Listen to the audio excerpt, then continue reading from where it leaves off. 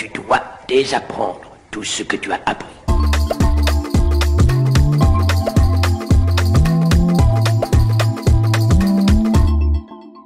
Aujourd'hui, je réponds à la question de Patrice qui me demande à quoi ça sert d'être photographe spécialisé dans un domaine qui fait à la fois de la photographie sociale, donc du mariage, des enfants, des familles, des bébés, qu'il fait aussi de la photo d'objets, de la photo pour les entreprises, de la photo corporate, qu'il fait aussi à ses moments perdus de la photo de mode, de la photo de paysage. Et moi, je lui dis, mais pourquoi tu fais pas aussi de la photo d'astronomie et de la macro? Ça te manque. Je plaisante, mais pourquoi je plaisante? Parce que s'il est bon dans tous ces domaines, eh bien, je lui tire mon chapeau. Parce que moi, personnellement, je suis nul en photo de macro, je suis catastrophique en photo d'astronomie. En photo de famille, ne me contactez surtout pas. En photo de mariage, j'en ai jamais fait, mais je pense que ça serait pas terrible. En photo de nourrisson, j'en parle même pas. Alors moi, le seul domaine où je suis à peu près compétente, c'est photographie publicitaire, de mode et un peu la photographie d'objets. Donc je me contente de ça et je me suis spécialisé dans ces domaines. Pourquoi dans ces domaines? Parce que dans la photographie de mode que je réalise, il arrive très régulièrement que mes clients aient besoin des photos des produits pour les incruster dans les publicités qu'on fait. Donc, il y a 15 ans, j'ai appris à photographier sérieusement des objets pour proposer à mes clients les deux photos. C'est ce que vous voyez souvent lorsque vous voyez une photographie pour un parfum. Vous avez le portrait, par exemple, d'une jeune femme et puis vous allez avoir incrusté en bas le flacon. Bien, je fais les deux.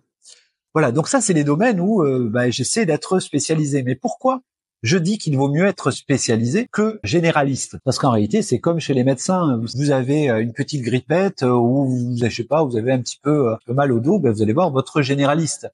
Mais si vous avez quelque chose de vraiment sérieux, dont vous pensez que votre vie est peut-être en danger, vous allez voir un spécialiste. C'est pareil en photographie, les amis. Si c'est une famille qui va se faire photographier, qui n'y connaît pas grand-chose, évidemment, elle va regarder sur Google, si elle habite à Perpignan, elle va taper photographe Perpignan et elle va choisir celui qui lui convient le mieux. Mais si c'est une entreprise, a fortiori une grande entreprise qui a un gros budget com, si c'est une entreprise de Paris, ils vont pas taper photographe Paris, ils vont d'abord voir avec leur agence de communication avec qui ils travaillent. Éventuellement, ils vont faire intervenir un photographe qu'ils ont vu à travers une publicité ou à travers un édito dans un grand magazine ou à travers des réseaux de connaissances où on a dit mais c'est qui a fait la campagne Chanel l'année dernière? C'est machin. C'est celui-là que je veux. Donc ce sont des gens hyper spécialisés et plus que spécialisés, ce sont des gens qui ont une marque, une façon de travailler, un style. J'ai absolument rien contre les photographes généralistes et c'est très bien qu'ils existent parce qu'ils répondent d'abord à un besoin et puis ils correspondent à un type de photographie. C'est pareil que les médecins généralistes, heureusement qu'ils existent parce que ils permettent à l'état de gens de soigner leur rhume et leurs hémorroïdes. Mais dans un domaine plus précis, si vous voulez évoluer, moi, le seul vrai conseil que je peux vous donner, c'est de vous spécialiser. Si vous êtes photographie de nourrisson, par exemple, de ne faire que du nourrisson et de le faire de la meilleure façon possible. La meilleure façon possible, c'est pas de faire la photo qui correspond à ce que tout le monde attend. Parce que si vous faites ça, vous allez être noyé dans la masse de ce que font les autres. Vous devez vous spécialiser aussi dans votre style, c'est-à-dire créer des photos à votre façon, créer votre univers singulier. Si vous créez un univers singulier, on va venir vous rechercher pour vous-même et pas en vous comparant à tous les autres photographes de votre secteur qui font des choses analogues. Et donc, parce que si c'est le cas, vous allez sans arrêt vous retrouver confronté à des luttes sur les prix, parce que si vous êtes 5 à faire le même type de photo, celui qui aura le contrat, c'est celui qui demandera le moins cher. Et donc, vous allez tous vous tirer les uns les autres de plus en plus vers le bas jusqu'à ce que vous fassiez faillite.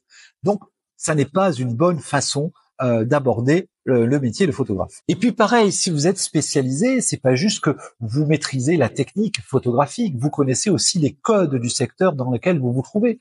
Si vous vous lancez dans la photographie de mode, mais que vous n'avez participé à aucune Fashion Week depuis 6 ans, que vous n'êtes pas au courant à travers les revues, à travers les magazines, à travers les blogs, à travers les influenceurs du domaine de ce qui se passe. Si vous n'êtes pas en contact avec des professionnels, des coiffeurs, des maquilleurs, des stylistes, des décorateurs, des directeurs artistiques qui connaissent le milieu, qui connaissent les influences, si vous ne êtes pas capable de vous positionner, de connaître les codes et de les casser, vous ne pouvez pas réussir dans ces secteurs-là.